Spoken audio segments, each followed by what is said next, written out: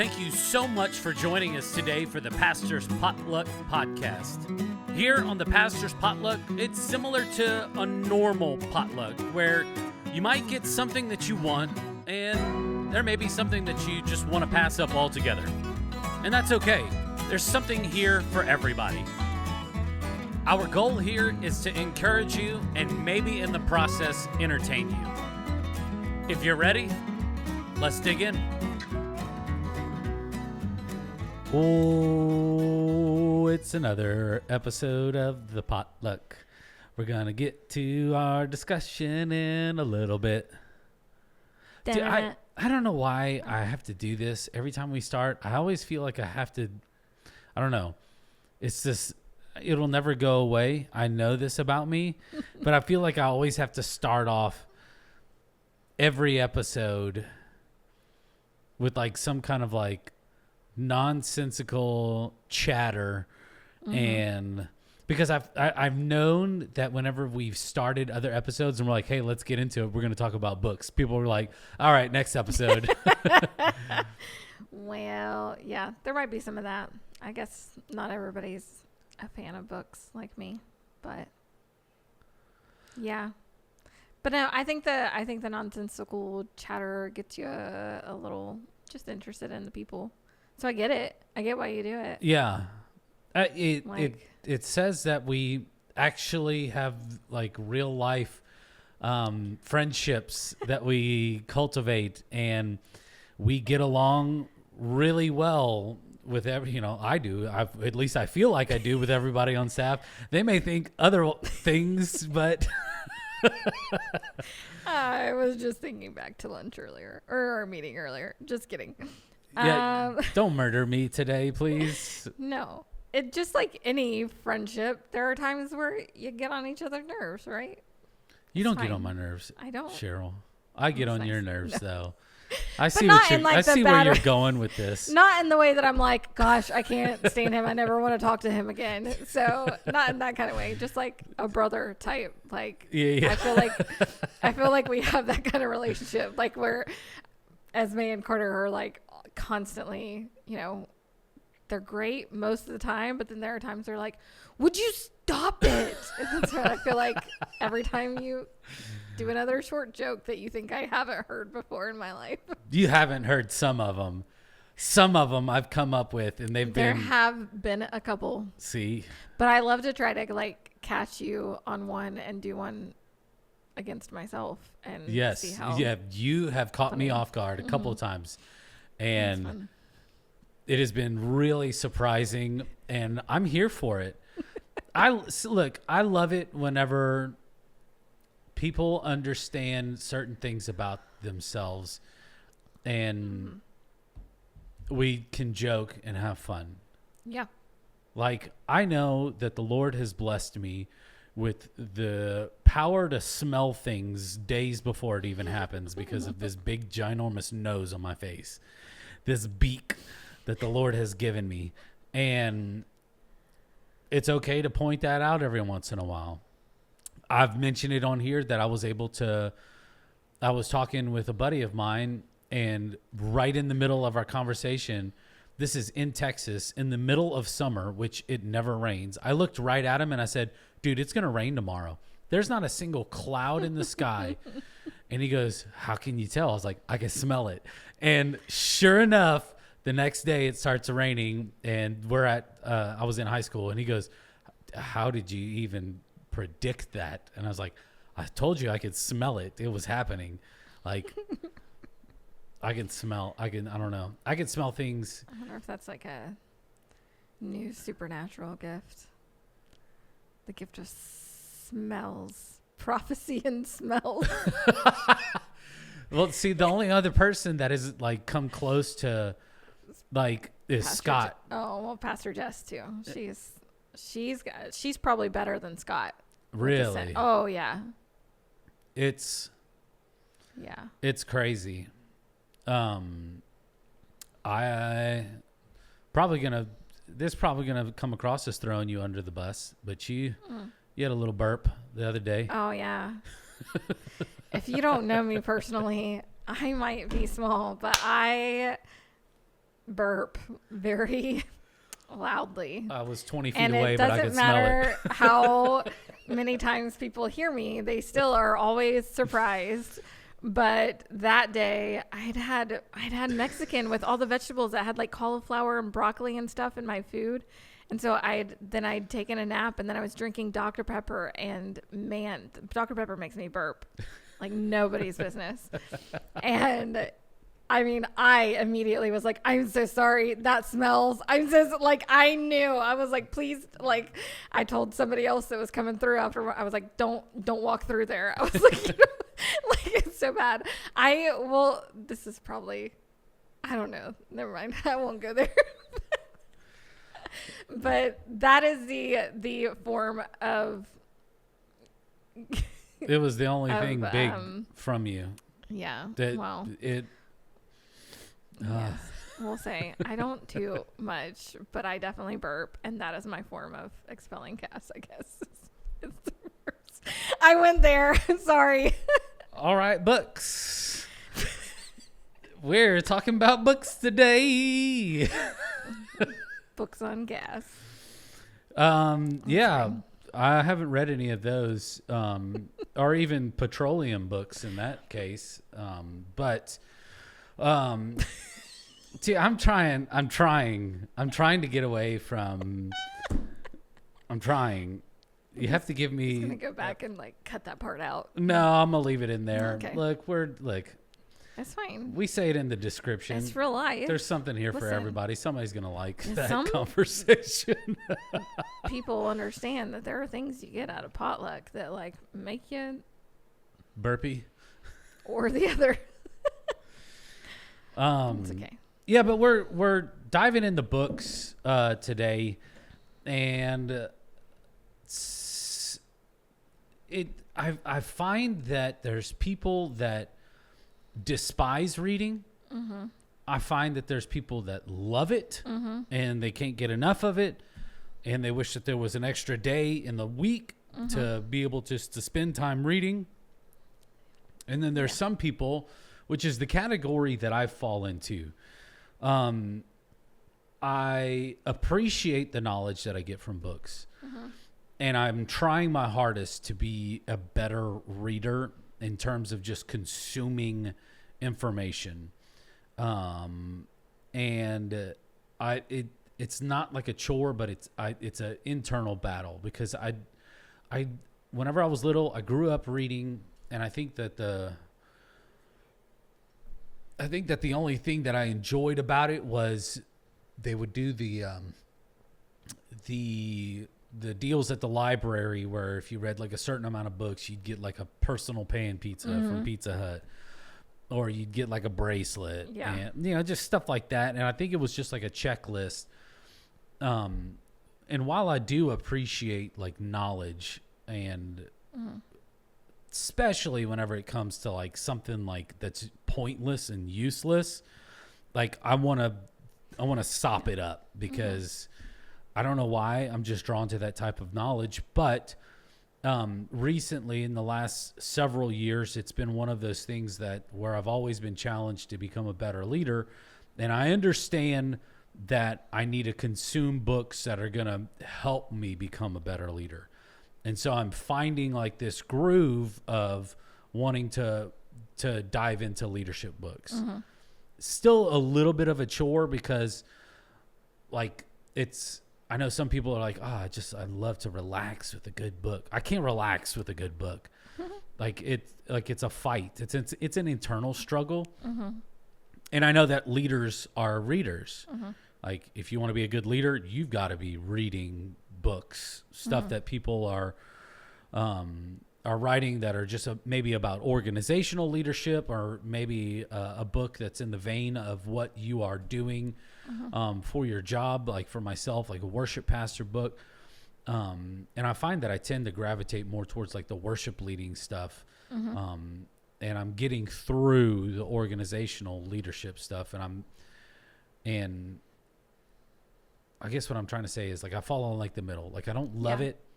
I don't hate it. I know lots of people who but are I know like, it's necessary. I wish I read more. Like they want to. Yeah. You just don't.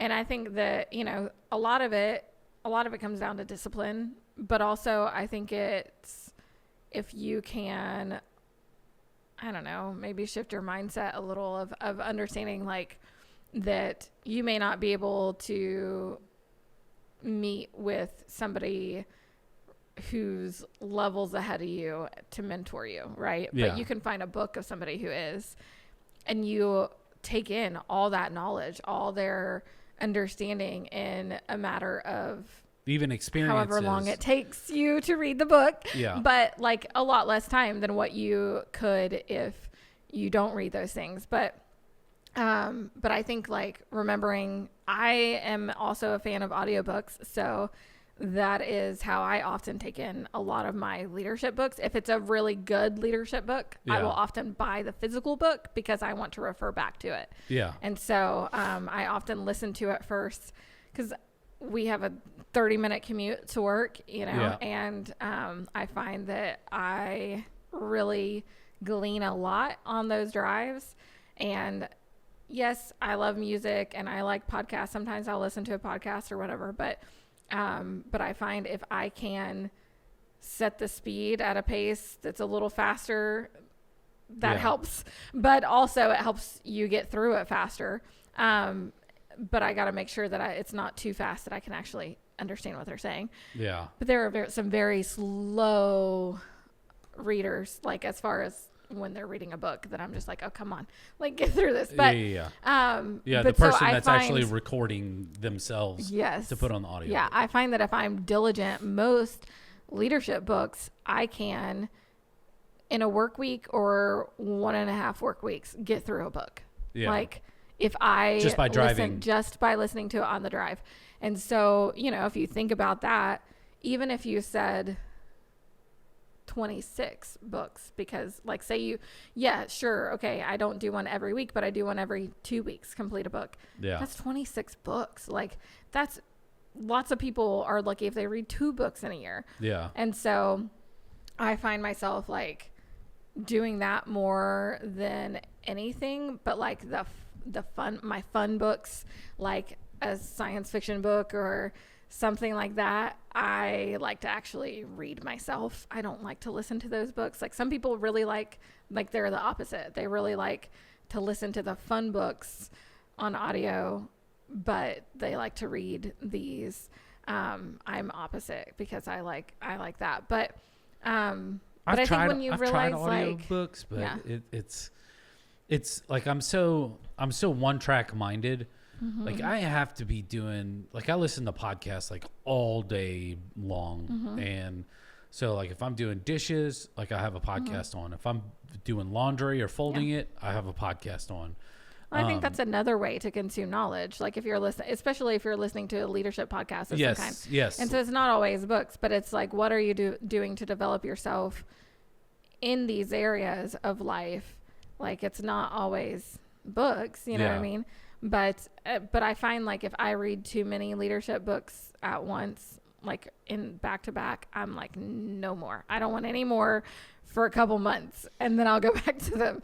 But especially if it's something that like you're like trying to get a better understanding or knowledge of, like it takes a while. Like the one that we did as a staff, it was called Above All by Mark Greer. Is that who was it? J.D. Greer. J.D. Greer. And like that book like absolutely rocked my world. Yeah. And I didn't want to read anything for a while because I was just like stewing on a lot of the information that was in there, because it really hammered home this idea of, are you willing to set aside your political beliefs to be able to share the gospel?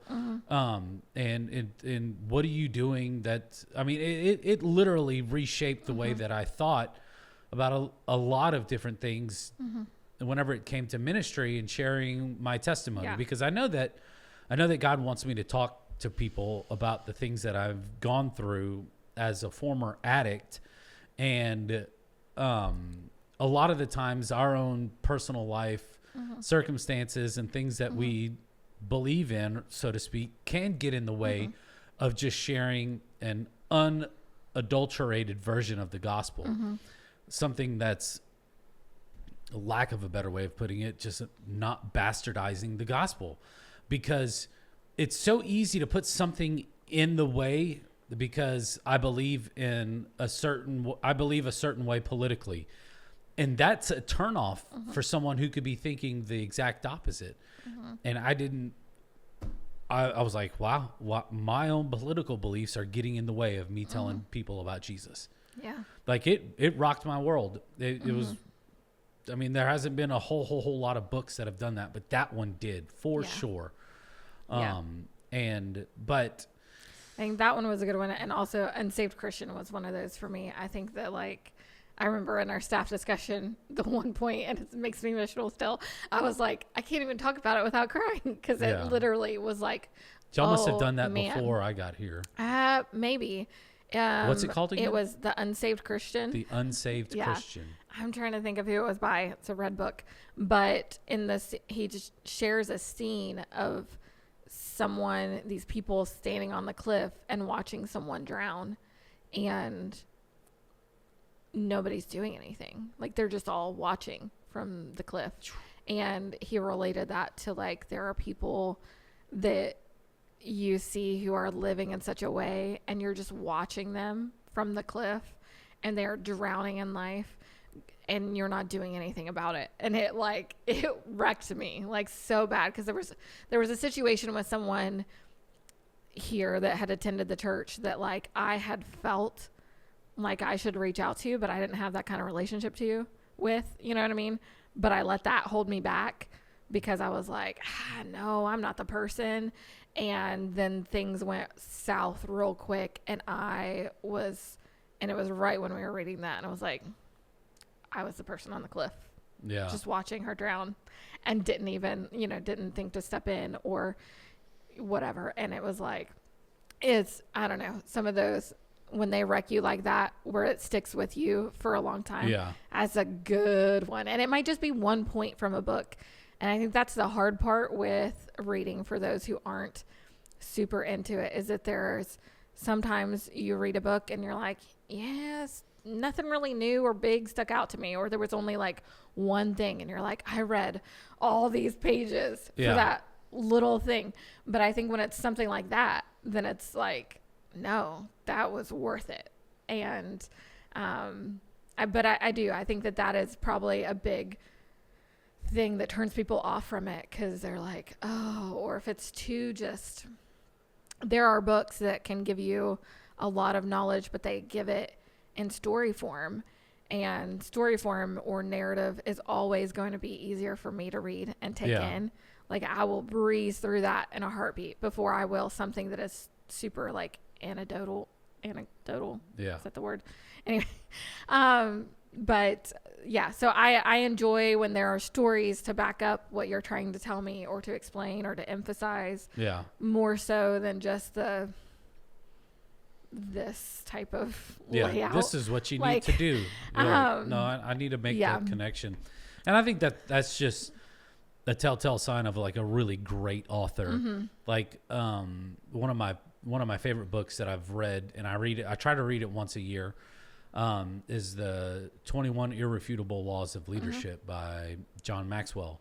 And he has all these different, you would think 21 different things that you need to excel at to be a amazing leader.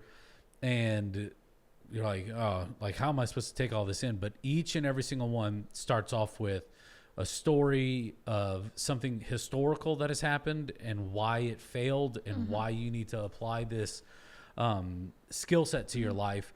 And it makes it a lot more relatable. You can see, I mean, a lot of people, the way that they learn is they see that somebody else made a mistake, and they're like, I don't need to do that. Yes. And so whenever it comes to, like, leadership books, if you have those kind of, like, examples of kind of where it went wrong, and, like, the thing that they should have applied to themselves to be successful,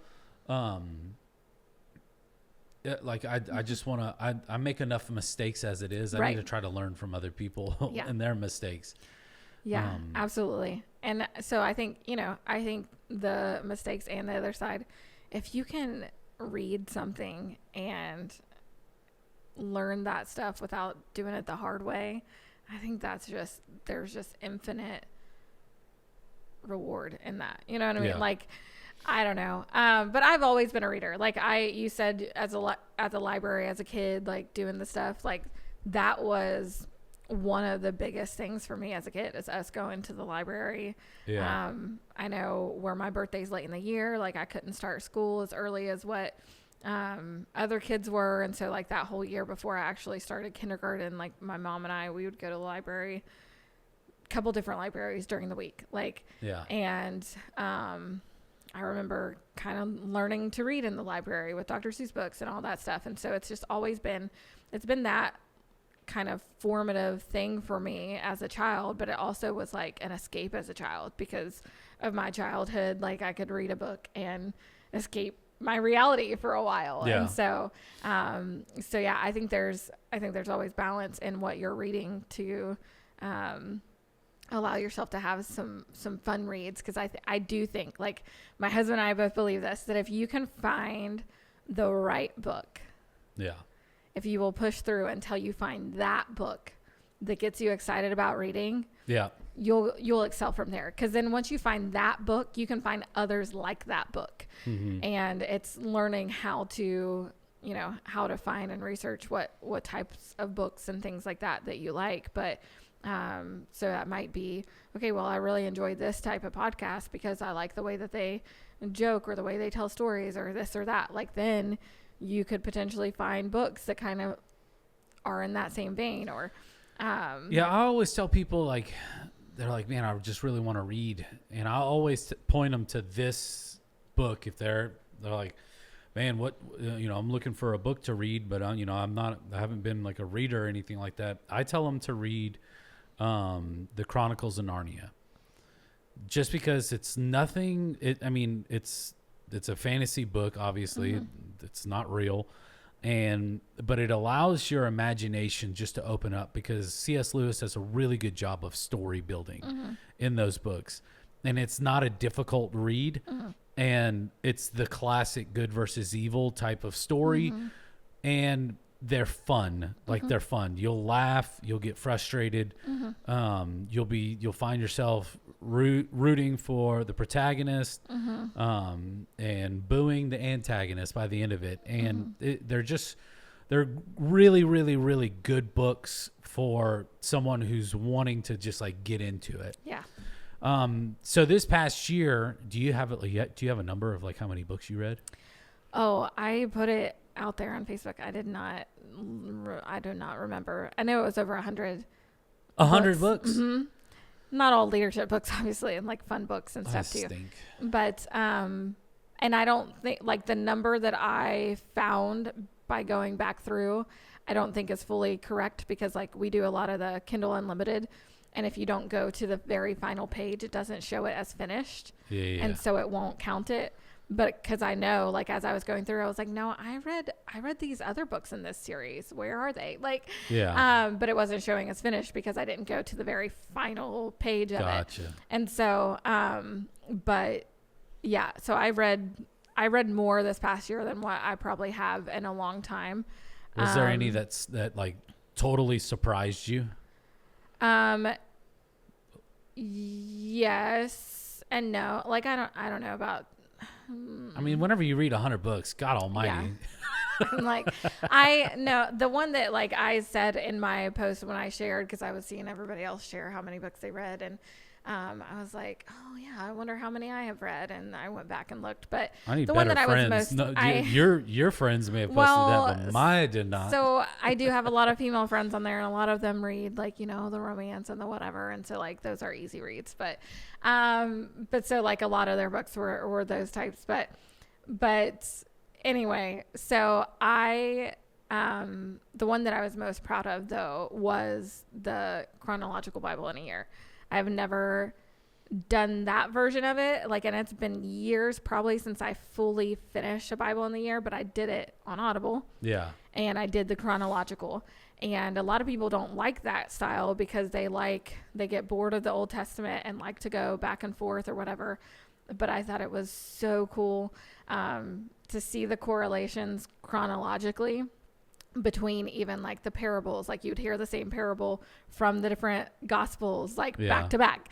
And so it was really cool to hear those dynamics of the differences of those stories all in the same go. But that's the one that I was like most proud of, and surprised in the way that I enjoyed it so much because of the different things. And I would hear different things that when I would be reading it, it wouldn't stand out to me. Like, because you glaze over that stuff. Like a lot of the laws, a lot of those things, like you might just glaze over and you don't really take it in, like you're reading it, but like it's just going right back out. But Audible, like for whatever reason, I guess maybe because I feel like I'm a visual learner, but I guess that in a sense I am also like apparently do really well with Audible stuff. And so that one I was really proud of. But one that I was like, I didn't think it would affect me so much because I am one that I am all about like emotions. Like I'm an emotional creature, and it doesn't bother me to share my emotions or let myself cry or whatever. But Jenny Allen did a book called Untangle Your Emotions, and she has a study in one of our women's groups is actually going to do the study this session for groups. But like I was super surprised at how much it affected me. Like I seriously, there was a few times where there was one time where I had to pull off the side of the road because I was crying so hard. Because it was a story that like was so close to me and my situation that I was like, oh wow, I didn't expect this. Like I can't even see to drive. And that was surprising to me because I was like looking at it, I was like, oh cool. I like her. I want to read this new book because whatever.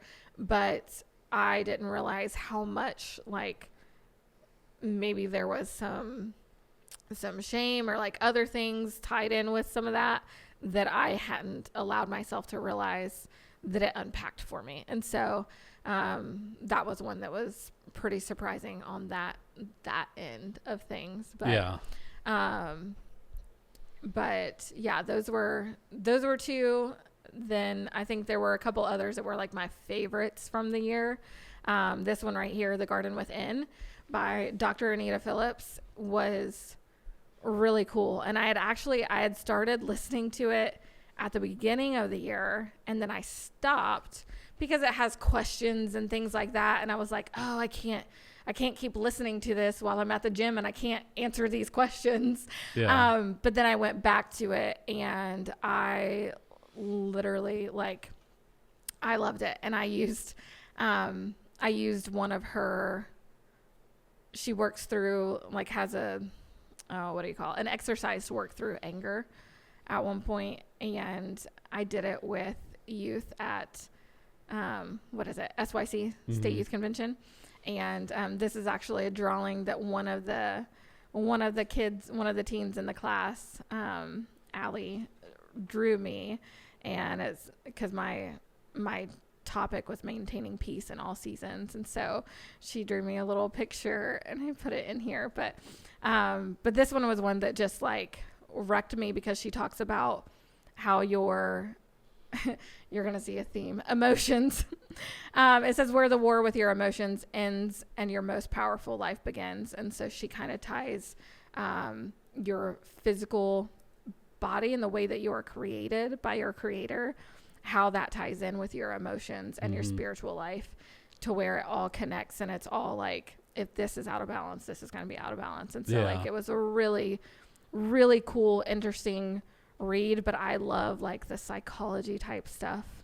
So that's one area where I can kind of get a little nerdy in and get behind. That's why I'm actually really enjoying this book that I've started for this year. But she also is really good at tying in stories from like personal life and counseling and stuff like that to help you see how this plays out in a practical sense in people's lives. But this was one that like initially I was like kind of not into it. And then when I went back to it, I was all about it. Like I actually restarted it because I was like, wait, and I bought the book because I was like, this is so good that I have to have this. And so that was one. And then there's one that I got from a podcast that I listened to. Pastor Anna sent me a podcast, and they referenced this book, like just a very brief reference on the podcast. And I was like, I made a note of it. I was like, I want to get that book. And it's called Women, Work, and Calling. And it's by Joanna Meyer, but it talks about the dynamics between professional and public life for like female leaders in church work, ministry work, and stuff like that, and how to balance all those things and stuff like that. And it was just really good, with some really good practical tips for women who feel called to ministry and stuff. And so were there any books that you were reading and you were like, I'm just thoroughly disappointed in this?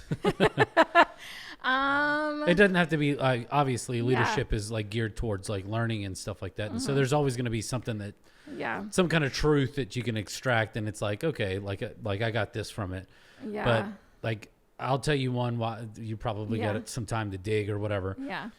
But I was reading this book by a wrestler. Okay. And obviously, like, you know, I was just looking to be entertained, you know, just with, you know, behind the scenes stories and stuff. But it was like a schizophrenic wrote it. It was all over the place.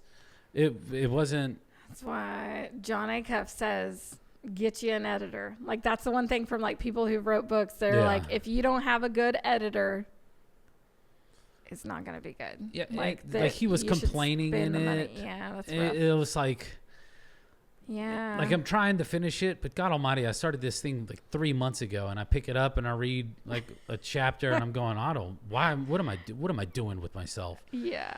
Because they're just like stories of instances, and it's not chronological, like leading up to something. It's just like, I just need to air all my dirty laundry and try to make some money on it. See, I don't like that type of stuff. If it's something that's too negative or whatever, if I don't like, I don't know, I think there were a couple like fun books that I didn't even read. Like, I maybe read the first.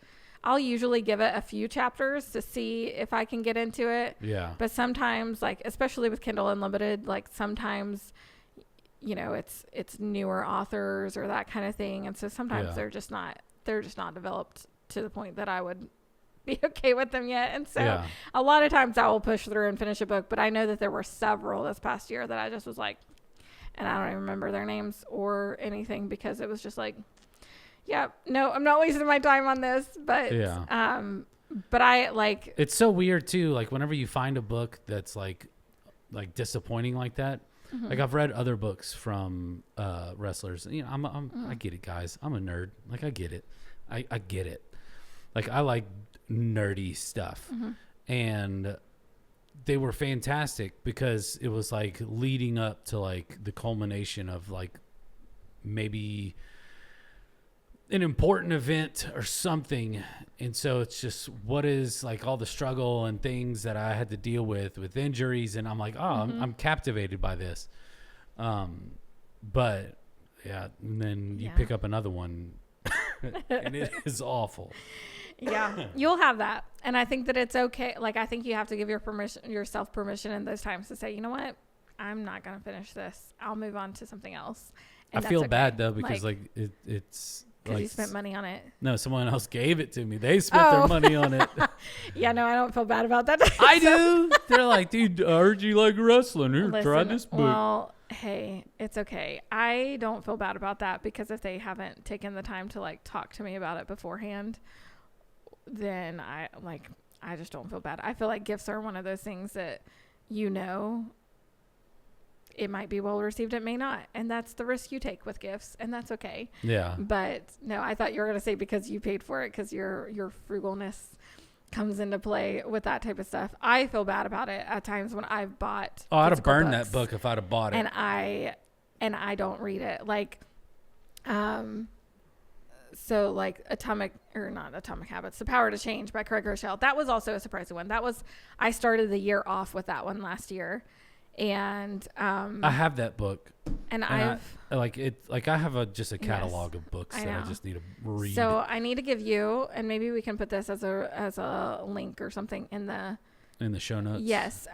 There's a reading tracker. So basically you map out like for a month or 6 weeks or 3 months. I think it's a 3-month reading tracker to where like you map out and you say, I'm going to start this on this date and this book on this date. Like you give yourself a start date and a finish date for books to where when you have a pile of books, like if you put that down on there and then you figure out, okay, I want to finish this in 3 weeks. So I need to figure out how many pages are in the book, and I make myself a goal of 10 pages a day and just go from there, because you can figure that out. Like, where if you know, I can write 5 pages a day. That's what I'm going to do. So look at the amount of pages in the book and map it out. See how long it's going to take you, and just put it down, a start date and a finish date in your calendar, and do it. But I set a reminder. I was doing that after I did the Leadership Academy with Nona Jones. She gave it as a resource, like what she does. It's what she uses to make sure that she's reading in it. And she puts the type of books. So she'll have like self-help or, spiritual development or leadership or whatever, in there. And so that way she rotates those things around so you don't get burnt out on one type. But, it's a really great resource if you need that discipline or need to kind of, maybe you are a checklist person, so something like that might be good for you. It's funny how I'm super strict on like certain things, but like whenever it comes to this, like I don't like, I think if I did, I'm like, okay, I gotta check the box on this, or maybe just get in the habit of like making sure that I get to bed 10 minutes early and just reading. It's so funny, like trying to find. It's just like with any new habit, you have to be consistent to create the habit. Yeah. And understanding that it's very easy to break, like whenever you're doing something good for yourself. Like, how many times have we always left the dentist office and we're like, I need to floss more. Yeah. Every time. Every time. Yes. Every time. I know. And we have so many good intentions. We buy the flossers, the little toothpick that makes it super easy. We're getting on, every time we're at Walmart and we're on the toothpaste aisle or something, right we're like, I'm just going to get one of those water pickers. With us and talk about the dentist. We talked about the dentist the last time we were together on this podcast. What did we talk about? About drinking our non-water drinks quicker. Because that's right. It's funny is I've actually done that. I've applied that to my life. There you go. But anyways, so what I'm saying is like, we know the things that we're supposed to be doing to like improve ourselves.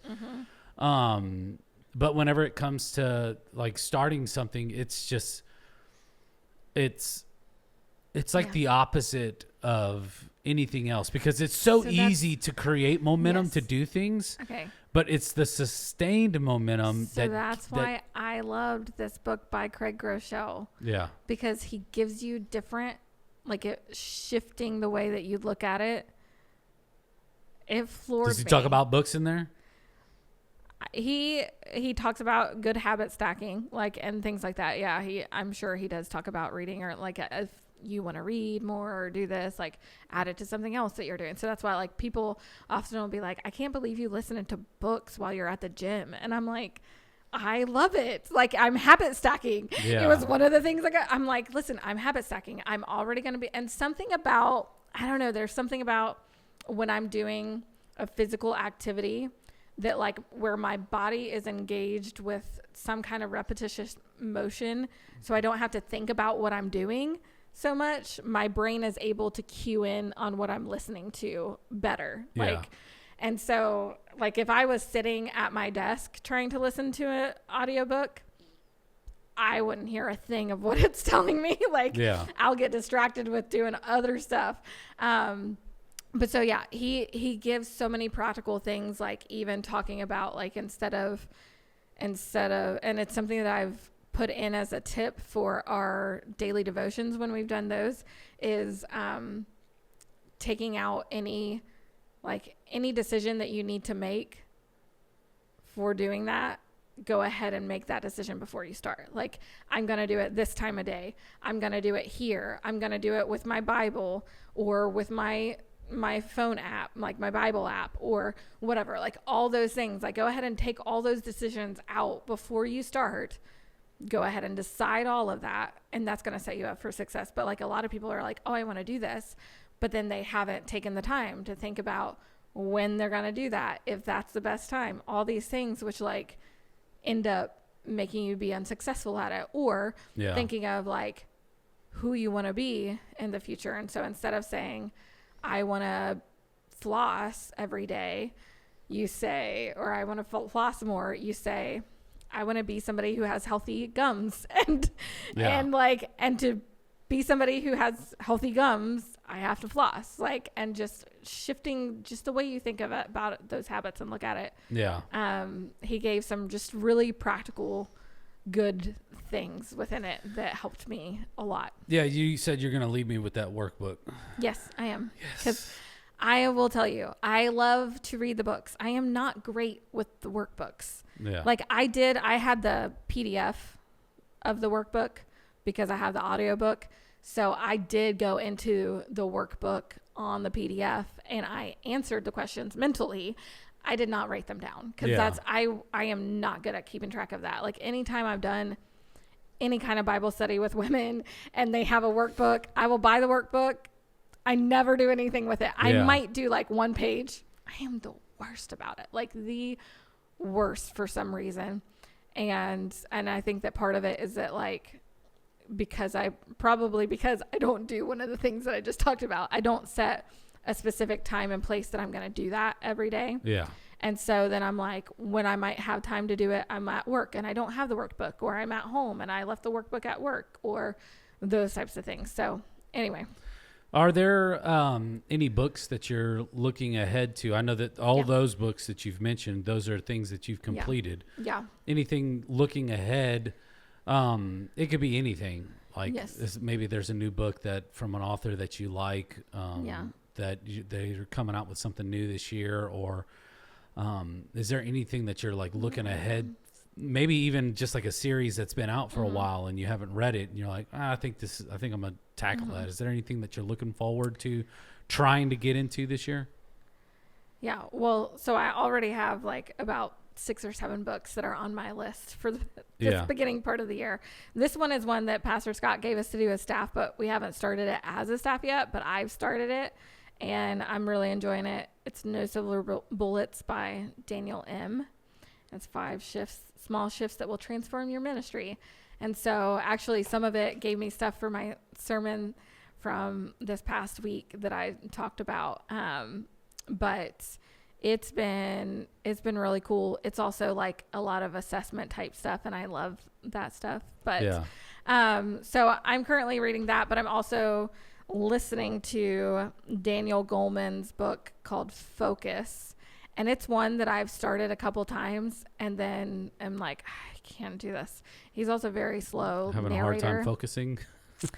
Well, I had to speed him up even more jokes than normal because he is a slower reader. And there's something about his voice, I think, that's hard for me to like. They don't give you the option to change the voice on some books? Not on most Audible books. Most Audible books, like Audible books, somebody has gone in and recorded in a recording studio. And so it's narrated by or it's read by whoever. Like, and sometimes it's the author. Like, if John Acuff ever decides to have anybody read his books other than him, I will never listen to them because he is the best. Like, I love listening to his books because he's just funny. He'll add in little goofy things. Same with Bob Goff. Like, they're great communicators, so they should read their books. But anyway, I started listening to it again, and I actually am into it now. So, and maybe it's because I had done other like habit forming stuff and it's almost along those veins. And so I think that because it was around that same time frame, I was like, I can't do this. It's too similar to whatever. But I'm really into it now. And it was a really interesting concept that he talked about was like the to let your mind wander, like, And I am not good at that. I like to cut off the wondering in my mind. Like when I start like just thinking of all these random ideas, like I like to cut that off and be like, no. But he actually talks about there is space and time that you need to allow that to happen. Yeah. And that can actually help you get to these other things that then you can take that thing, that one random thing that you got when you were wondering, and go with it to focus in on other stuff. But anyway, so I'm into it now. That's what I have a problem with too. Like whenever I read like a leadership book or something, I go, oh, okay, how can I? And I just feel my eyes still going over like the words and next thing I know, I'm like 2 pages deep and like, but I still have like this thought going on in my mind and I'm going, how do I implement this? This is great. Like I need to work this in. I need to do this. What the heck have I been reading these past couple of pages? Yeah, well, I think when you're in that, like, just stop and just let your mind do that for a little while to process, because that's what I had to do with The Garden Within a couple different times. And actually, I've done that with this. Because there's a couple places where he asked questions, and I've just paused and I've just thought through the answer to the question before I move on. Because you have that lovely pause and play button, Yeah. And now, so I was going to ask, like, is there an ideal like reading setup for you? Like for you, are you like I need to sit with my feet propped up. I need to have like a little blanket, maybe, my cup right here. I and do a love snacks. that, especially if it's one of my more fun books. I like to just I have my heating blanket that I've pulled back out. Anthony hid it on me for a little bit, and last night I was like, where's my heating blanket? Shame. We need to get him. And so he got it back out for me, plugged it in and everything. So he is redeemed. Anyway. But so I do. Hallelujah. I do like that stuff. And most of the time our TV, we only have one TV in our house, but we all have devices, of course. But so most of the time the TV is taken up by other people. And so I will just sit there on the couch with them. Kids will cuddle with me while I'm reading, and that's perfectly fine. My Kindle is my best friend because I don't have to worry about light, or lack of it whenever I'm reading. And it's so much more lightweight. Like, you know what I'm saying? Like when you have a kid on you and you're trying to read it's so difficult. Yes. And so I love my Kindle, but and way more than my phone. Like a phone is even heavier than that. I'm finding too, like with my Kindle, I like it because it's easier set down. Like I can lock the screen and it saves my place instead of having to try to find some random piece of paper. And my Kindle's waterproof. Like I don't know which ones. The new paper whites are like to a certain extent waterproof too, which is really nice.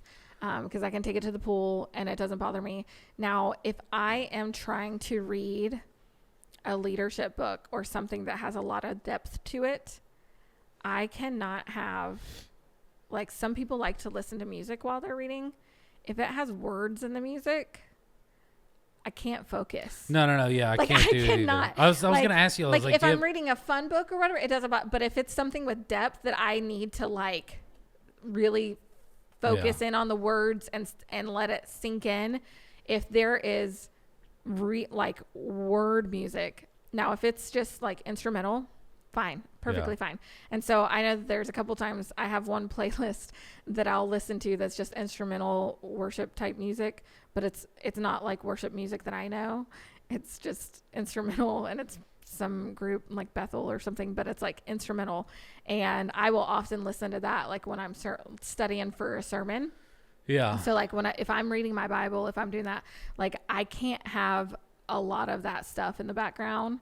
But if it's something that's like more story format or narrative or a different type of genre that is more fun or, fiction, then it doesn't bother me what's going on around me. I can be immersed in it, and it doesn't affect me one bit. Yeah. But I do enjoy when I am reading something more for me and not for development. Then yes, I absolutely 100% have I like to be comfy. I like to have my drink. I like to have my snack. I like a blanket. Nothing better than a cold or rainy day and just being comfy. on the couch with all that and that kind of thing. But one of the books that I'm really looking forward to, and I've read the Circle Maker by Mark Batterson. But after we did our 31 days of prayer and fasting, I wanted to find a book that, and I've had this one for a while and I haven't read it. And I was like, oh, this is one that I want to do, because I really wanted to focus in on strengthening my prayer life. I feel like it's always been pretty decent. I try to pray before like most anything that I do. I start off the day at my job. Whenever I get in the car, I'm just like, Lord, get me home safe to my babes. And just little things like that. But I know that my life is a product of prayer. I know that there were people praying for me whenever I didn't even realize it. And so I know that because of the power of prayer, that God can still do and is still doing the miraculous in people's lives. And it was one of those things that I wanted to strengthen. Like, it's one of the areas of my life that I've wanted to get better at, so to speak. I didn't want to just kind of like rinse and repeat. And so this is a book that I'm actually going to start here soon. And because I want my prayer life to be better, and I want to be able to. You should start it on Ash Wednesday. So it's 40 days, right? I don't do anything with ashes. I'm just saying, it's 40 days. Like Ash Wednesday to Good Friday is 40 days. I think it's to Good Friday. Anyway. When is Ash Wednesday? It's March. Coming up. It's in March. Be like the second week in March. Probably. Somewhere around there. Because I think the 13th is Good Friday. But it'd be a good time to start, because then you have a good start and stop day. That is, yeah. Sorry. No, you're good. That's my fasting conversation coming back for you for the Lent stuff. But anyway. One that I'm currently in is called The War of Art. It's got some cussing in it. But it's about war.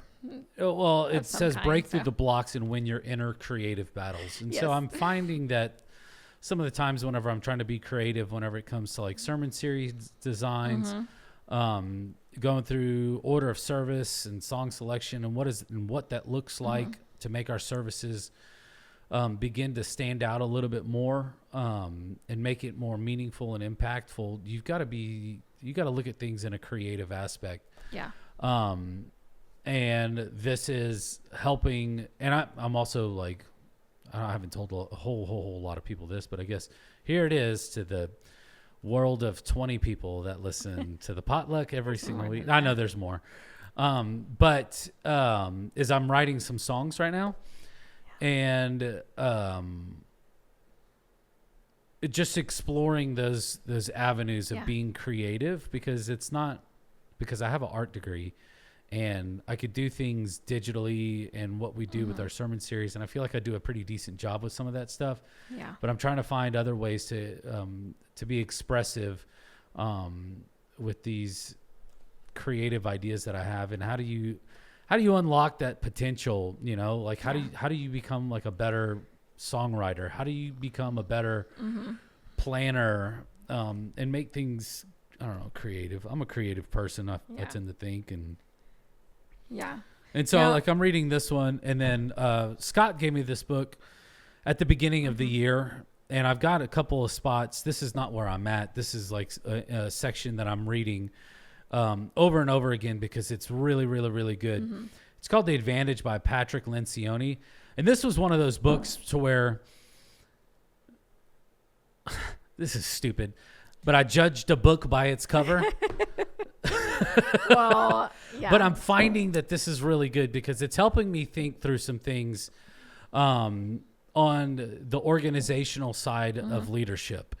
And one of the things that I've been working on is last year we came up with the mission for our worship team, and it's on the wall here. It says to create a distraction-free environment where people can connect with God and take their next steps on their faith journey.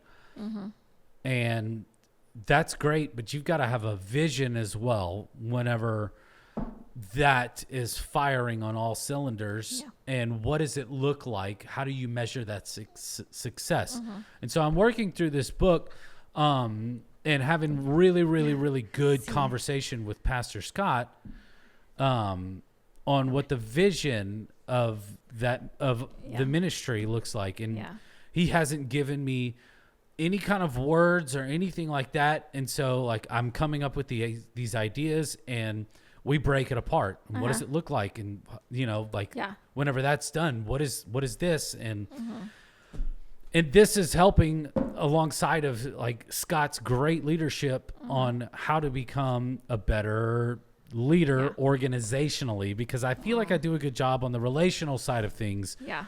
And this is an area that's holding me back. Yeah. And so how do I get better? This. Yeah. And so I'm super appreciative of it. Yeah. Sorry, Scott, that I did judge a book by its cover, but hey, at least you're probably laughing right now. Patrick Lencioni. He has spoke at Global Leadership Summit several times, and I have loved the stuff that he's one who often does like research things and whatever, and so I always love his stuff. But I remember when he spoke on that, but that your mission statement is an output goal from chapter 2 in this book, and so now like vision is more of the or how you make it happen, what's it look like. It's more input goals, just so you know. So this would also help you with that. But no, I love that you're doing something focused on prayer, because this is on my list to finally read as well, which is on prayer. It's called Why Am I Still Surprised by the Power of the Spirit? Discovering How God Speaks and Heals Today. And this was given to me by a prayer ministry leader at a church that we went to and visited with their staff. And I'm really excited about that one. But then I also have one that's like, for me, that it's called The Mountain Is You, which talks a lot about like kind of getting out of your own way, how we can self-sabotage, because most of the time I am my own worst enemy when it comes to actually getting some things done, like moving some things forward, because I will stand in my way because I don't let myself like wander down those things and like do the creative side of things or whatever. So it's pretty cool. I'd like to find a book on something like pulling the trigger, because I do everything well up until like things need to like happen. I guess like organizationally, like I can do, it's like one of the things that I'm like working through. I'll plan really good stuff, and it's just like implementing them. Like I have like all these ideas, and I guess it's just like the fear of failure. And that's why like I want to get through this book, The Power to Change, because I know that it is something that's holding me back, and it's like I get like right to the edge, and I'm not willing to jump off, so to speak.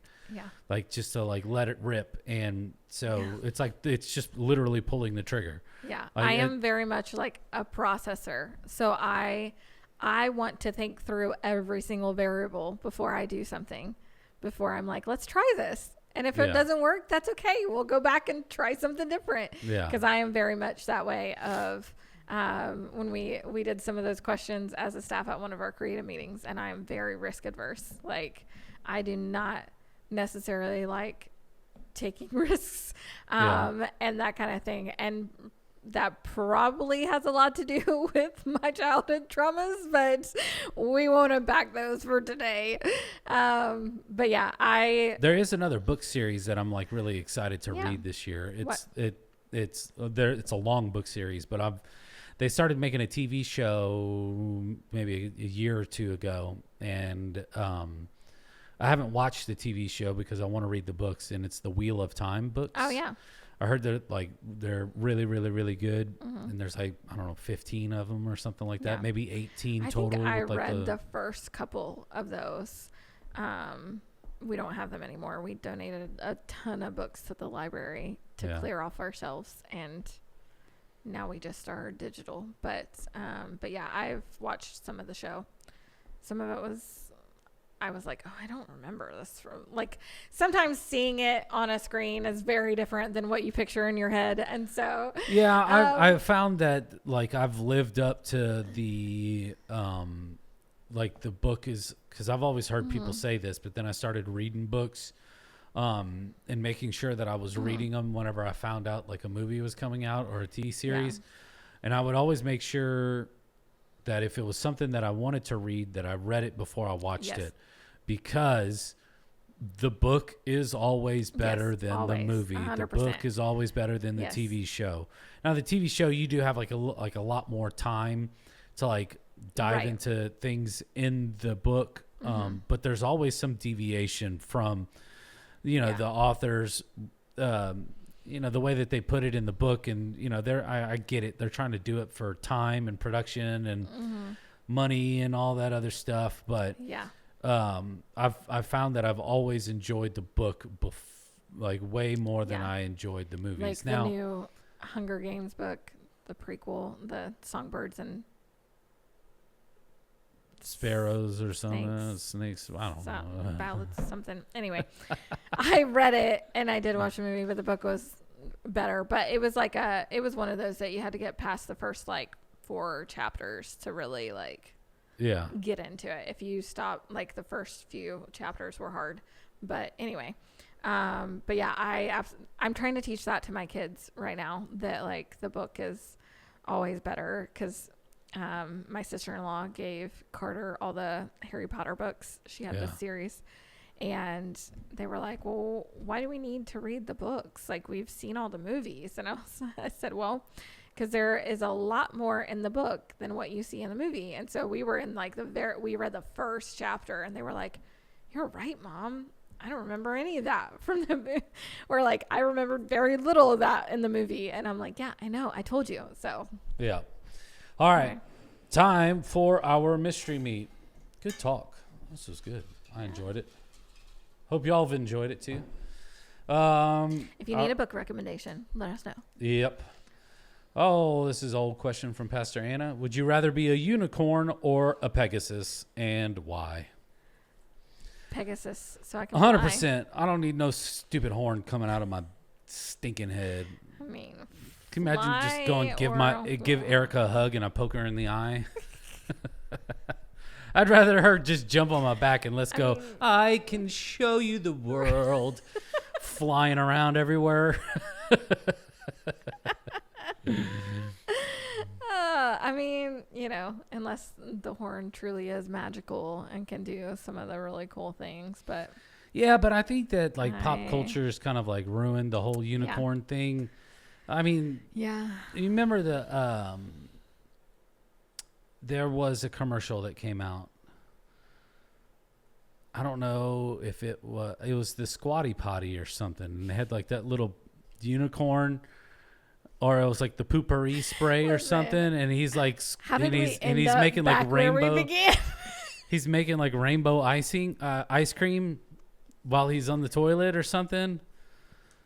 I don't know. There's a commercial about it, and I've seen it, and it makes me laugh, but it's pretty ridiculous. Well, so I don't need that coming out of me either. I think Esme has. So Esme has this like Barbie. And I think it's a unicorn. And it has this like, it almost looks like a cloud type tray that the unicorn can stand on. And you can give the unicorn water, and it pees, like it makes it appear that it pees rainbows. Because when I was like, it was the most bizarre thing that I was like, what are they doing with kids' toys these days? For real. So it's like this cloud thing that when the water hits it turns rainbow. So it makes it look like it's peeing rainbows. Dude, I saw something the other day. Like, what are they doing with kids' toys? I don't know. It was like a Play-Doh, and you put it in this thing, and you press it out, and it's like, they call it poop dough or something. Oh, my gosh. And it makes it look like doo-doo. I don't know. I'm sorry, some people. Of it's really bizarre. We've totally got off track. Yeah, we just Anna. We just ended where we started. It's fine. Full cut circle. off the front and the end, and we'll be fine. Anyway, you have wonderful tools like a forward and a fast forward and a rewind and a pause and play when you're listening to this. So there you go. Use them wisely if you would like. But no, I 100% would do Pegasus. I mean, Yep. I don't think that there's anything that. It would be pretty stupid, though, whatever decision you made, and we showed up to work, and we're just like, hey, I'm here. You're like, holy cow, that's a talking horse. Because they're both horses. They just have wings or a horn that comes out of their head. I don't know. What if you picked one, but it was like a reflection of your personality, and you came back like a donkey Pegasus? Are you saying I would come in? No, I'm thinking of myself. You're hee-hawing around all the time. Yeah, like clumsily flying everywhere. Would I have short wings? You'd be like one of the mini horses, one of them the miniature horses. They'd be like, it's physically impossible that she should be able to fly with those tiny wings. Just kidding. That's so funny. That happens? That's in like a cartoon or something. It's bees. Like, don't they say that? Is it in the bee movie? No, don't they talk about how it's A Bug's Life. Whenever the caterpillar finally turns into a butterfly, and he's like, oh, I'm flying, and everybody else has lifted him up, and he's got them little tiny wings. That's what it was. It's the caterpillar in A Bug's Life. So I'd have normal wings but short legs. I'd be like a dwarf horse, a dwarf Pegasus. Sorry. A miniature. Miniature, yeah. That's the politically correct. No, but you have dwarf horses. Yeah. You know what I'm talking about? I've always heard them called as miniature horses. No, I'm pretty sure that there are ones they're called dwarf. Anyway. All right. Correct me. It's okay. I apologize for everything. All right. Well, Scott, I can't wait for you to get back in so we can have a good conversation. This is why I'm taking a day off tomorrow, just so you know. All right. Join us next week as we have a lot more serious conversation next week. Scott, you're on. I'm sorry, bub. Like, I don't know if you were planning to be on, but we're having you on. Scott will be joining us next week for another episode of the Pastor's Potluck. Y'all have a great weekend. Bye. Thank you so much for listening in with us today. We really appreciate it. If you haven't done so already, go ahead and hit that subscribe button. You can also follow us on social media, on Facebook, Instagram. You can also watch the video version of this on YouTube as well. All you have to do is search up the Pastor's Potluck Podcast. From all of us here, we want to say thank you, and we'll see you next week.